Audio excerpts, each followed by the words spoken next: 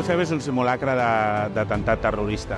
Fa molt que l'estem preparant, hem fet molts simulacres en molts àmbits, de les sirenes, de les emergències de protecció civil, simulacres de confinament en cas d'emergència per una fuita de producte químic en el Pla Secta, allà a Tarragona, en les petroquímiques.